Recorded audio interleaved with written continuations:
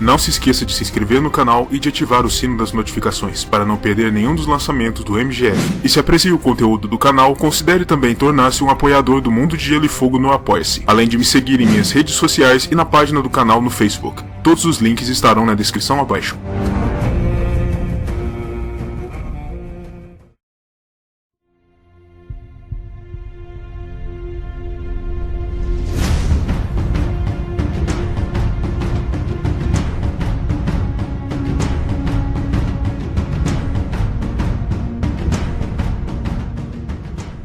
O extremo leste do continente de Essos é, para a maioria dos Westerosi, uma enorme amálgama de territórios misteriosos, povos desconhecidos e de culturas surpreendentes e amedrontadoras. E mesmo no seio da cidadela, entre os mais importantes eruditos dos reinos, pouco e ainda menos é conhecido das terras que se ocultam por detrás da cadeia das Montanhas dos Ossos, a enorme barreira que divide Essos em duas porções, uma mais bem conhecida e a outra muito menos.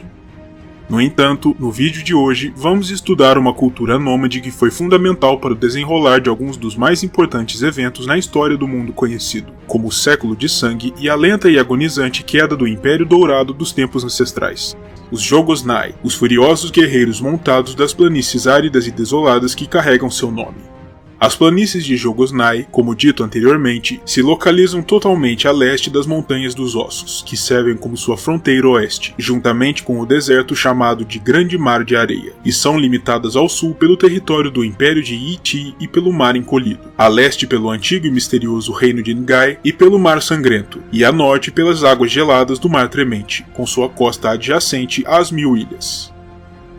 As planícies em si são aquilo que se poderia esperar. Um espaço imenso, quase totalmente desprovido de altas árvores e plantas, moderadamente seco e coberto por gramíneas e pequenas colinas, e consideradas mais secas e menos férteis que o Mar Dothraki, sua contraparte do outro lado das montanhas e do deserto. Um espaço ideal para um povo com a cavalaria em seu sangue, como são os Jogosnai.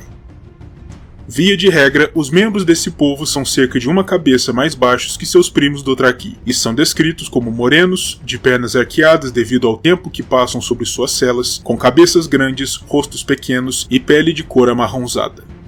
Tanto homens quanto mulheres apresentam crânios pontudos e alongados, devido ao costume desse povo de amarrar tiras bem apertadas em torno das cabeças de seus recém-nascidos até os 2 anos de idade, para moldar os pequenos ossos em crescimento, por uma questão estética e cultural. Os Jogosnai são, naturalmente, um povo nômade, que tem em suas tendas e yurts sua morada comum. Eles também são conhecidos pela imensa ferocidade e pela irredutibilidade, além de pelo apego que têm à sua liberdade, nunca satisfeitos em permanecerem durante muito tempo no mesmo lugar. Enquanto os homens desse povo têm por costume raspar seus cabelos, deixando apenas uma fina tira de pelos que percorre o alto de suas cabeças, as mulheres o raspam completamente, se livrando também de todos os outros tipos de pelos corporais. Outro traço tremendamente marcante pelo qual este povo é conhecido são suas montarias únicas, os zebralos, animais resultantes de um laborioso cruzamento de cavalos comuns com uma espécie de equina listrada existente na porção sul do território de Iti e na grande ilha de Len, conhecidos por serem fortes, rápidos e incansáveis, a montaria ideal para os meios impiedosos dos Jogosnai. Os Jogosnai se organizam em pequenos grupos, ou hordas, cujos membros mantêm laços de sangue entre si. Cada uma dessas pequenas hordas, altamente móveis e ágeis, é comandada por um Jat, ou chefe de guerra, e por uma cantora da lua, do mesmo tipo das sacerdotisas que lideraram os escravos fugitivos na fundação de Bravos. Uma figura que acumula em si as funções de religiosa chefe, curandeira do grupo e juíza responsável por dirimir quaisquer conflitos e por ditar as punições àqueles que violam as leis da horda. Não é algo sem precedentes que mulheres se tornem Jats ou que homens se tornem cantores da lua, mas quando tal situação ocorre, espera-se que a mulher se vista e se comporte como um homem, e que o homem se vista e se comporte como uma mulher, de modo que se torna mais difícil distinguir os casos quando se mostram. Ao contrário dos Cavaleiros Dothraki, cujos Calazares são conhecidos por guerrear constantemente entre si, as hordas Jogosnai jamais se lançam em guerra umas contra as outras, pois seus deuses proíbem terminantemente que um Jogosnai derrame o sangue de outro Jogosnai em qualquer contexto. Contudo, não é incomum que jovens rápidos e ousados se lancem na busca por espólios de outras hordas, roubando rebanhos de cabras, zebralos e mesmo cães de forma sorrateira, enquanto donzelas fortes e proativas partem em busca de um potencial marido para capturar para si mesmas. Mas tais incursões são uma tradição abençoada e sacramentada pelos deuses, desde que nenhum sangue seja derramado no processo, o que demanda planejamento e agilidade. Dessa forma, não é difícil explicar a bem conhecida hostilidade desse povo com relação a todos os seus vizinhos imediatos, sendo essa a única forma de dar vazão aos seus desejos instintivos de combates, que não podem ser sanados em lutas entre eles próprios. De fato, os Jogosnai são tão violentos e agressivos com estrangeiros que, acreditam alguns mestres, eles foram os responsáveis por pressionar os Dothraki em um passado distante, desde o leste das montanhas até o oeste, em fuga perante sua frenética brutalidade, fazendo com que os senhores dos cavalos se estabelecessem no Mar de Grama e, mais tarde, partissem em direção ao oeste após a queda de Valíria, ao menos em parte motivados pelo intuito de escapar às hordas Jogosnai. Outros feitos atribuídos aos Jogosnai incluem também uma guerra total contra os temíveis gigantes de pedra do reino de Jogun e sua absoluta destruição, sob a liderança do Jatar, um Jat de todos os Jats e unificador do povo, Garak, o Vesgo, durante a Batalha das Colinas Uivantes. Incursões tão constantes e violentas contra as terras de Ngai que reduziram a outrora poderosa e orgulhosa civilização a uma única cidade, sua capital Nefer, além das terras imediatamente no entorno de suas muralhas. Constantes guerras fronteiriças contra o antigo reino chamado de Patrimônio de Irkun, durante as quais os Jogosnai ficariam conhecidos por envenenarem diversos poços e nascentes nas montanhas, por queimar e destruir diversas cidades e por arrastar milhares de seus cidadãos de volta às planícies, como escravos, antes que o evento conhecido apenas como os Tempos Secos arruinasse por completo essa civilização. O povo de Irkun, contudo, também capturou milhares de guerreiros Jogosnai durante esse período, sacrificando a todos em rituais de sangue em honra a seus deuses obscuros. Por isso, até os dias atuais, a inimizade sangrenta entre os Jogosnai e as mulheres guerreiras que vivem nos altos passos das Montanhas dos Ossos, descendentes do patrimônio de outrora, continua viva e forte. Ao longo dos séculos, dúzias de Jatars formaram grandes hordas combinadas e as lançaram através da Estrada do Aço, apenas para se quebrarem contra as poderosas muralhas da cidade de Kaya-Kayanaya, controlada e defendida pelas mulheres guerreiras, o que de certo modo torna a cidade a última barreira entre os Jogosnai e as terras que existem após o fim da Estrada do Aço. Mas as profecias e as canções das Cantoras da Lua falam de um tempo vindouro em que os últimos descendentes de Irkun serão finalmente derrotados, afogados em seu próprio sangue, e em que o caminho pelas montanhas se abrirá para que os cavaleiros das planícies tomem posse das férteis terras mais além. Mas, de longe, a querela histórica mais marcante dos Jogosnai é aquela desenvolvida contra o antigo Império Dourado de outrora, uma rivalidade profunda e amarga, e um rio de sangue que corre entre os povos. Desde tempos ancestrais, os Jogosnai construíram sua subsistência nas pilhagens constantes do território imperial, saqueando as riquezas das grandes cidades de Iti.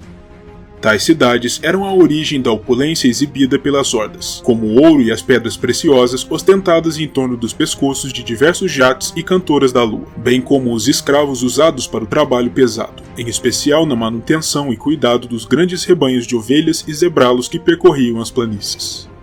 Sendo assim, não é surpresa que em mais de 2000 anos de lutas ferozes, o Império tenha se empenhado particularmente na destruição e submissão dos chamados Selvagens do Norte. Nesse sentido, diversos generais imperiais e nada menos do que 3 dos deuses imperadores de Iti lideraram enormes exércitos para o norte, para enfrentar de frente a força das hordas de Jogosnai, e jamais retornaram, perdendo suas vidas, em especial por conta das técnicas de guerrilha e do maior conhecimento do terreno por parte das hordas, que compensavam assim o fato de estarem, normalmente, em inferioridade numérica e tecnológica. E mesmo nas poucas vezes em que as forças imperiais foram capazes de subjugar algumas das hordas, obrigando os Jats a jurarem eterna fidelidade aos deuses imperadores, as incursões de pilhagem recomeçavam logo que os soldados de Iti retornavam para casa, pois como vimos anteriormente, os Jogosnai são um povo que preza, acima de tudo, pela sua liberdade. A maior de todas as vitórias dos Jogosnai sobre seus históricos inimigos de Iti aconteceu após o final do reinado do 42º dos Imperadores Escarlate, Lohan, que liderou pessoalmente 3 dessas grandes invasões às planícies. Com sua morte e a ascensão de seu filho, Lo-Bu, ao trono, as incursões dos Jogosnai no território imperial haviam escalado até um nível jamais visto anteriormente, e o novo imperador, desconcertado com as agressões contra seus domínios e sendo um jovem enérgico, brutal, furioso e inconsequente, desejava se livrar da ameaça dos nômades de uma vez por todas. Por isso, Lo-Bu reuniu uma força militar como nunca antes se havia visto no mundo, que giraria em torno de 300.000 soldados, e marchou à frente desse enorme exército para o norte, para dar caça às hordas. Tendo consciência da esmagadora superioridade desse exército imperial, alguns Jats até mesmo se dispuseram a tentar enviar a Lo-Bu propostas de paz, juramentos de fidelidade e pedidos de trégua, mas o imperador se mostrou surdo a todos eles, pois o completo extermínio dos Jogosnai era seu único propósito com aquela campanha, e ele deixou em seu caminho pelas planícies um rastro de destruição, morte e sangue. Isso forçou os Jats a retornarem às suas táticas tradicionais de guerrilha, espalhando pequenas forças de cavaleiros em todas as direções. E Lo-Bu, ainda tomado pelo ódio e pela sede de sangue, queria dar caça a cada um dos grupos, para exterminar a todos e não permitir que um só guerreiro bárbaro escapasse. Assim, ele tomou uma atitude temerária, dividindo sua grande força em 3 exércitos independentes, cada um dos quais partindo em perseguição a uma das hostes em disparada. E se as histórias e os registros imperiais de Yi Ti são fontes a serem tomadas em conta, disse que mais de 1 milhão de Jogosnai perderam suas vidas nas lutas contra as partes do exército de Lo-Bu. Os Jogosnai, enxergando no desdobramento da guerra a real ameaça contra sua própria existência, decidiram se unir mais uma vez para encarar o poderoso inimigo, e todos os Jats e suas respectivas hordas se juntaram sob o comando da guerreira Zia, que foi escolhida como Jatar, e elaborou uma estratégia para fazer frente de forma efetiva aos 3 exércitos de Lo-Bu. Durante 2 anos de furiosos combates, Zia e suas forças se atracaram contra cada um dos exércitos individualmente, se utilizando de seu maior conhecimento do terreno e dos recursos da região para esmagar um a um, antes que pudessem chamar por reforços entre si. Ela alcançou tal feito não apenas através do combate em si, mas também da inteligência, matando os batedores dos homens de Yi Ti, lhes negando acesso a abastecimento ou fontes de água potável, espalhando a fome entre suas fileiras e conduzindo-os até armadilhas e pontos-chave onde seriam vulneráveis aos seus cavaleiros, enfraquecendo-os de tal modo que já não tinham mais condições de lhe fazer frente.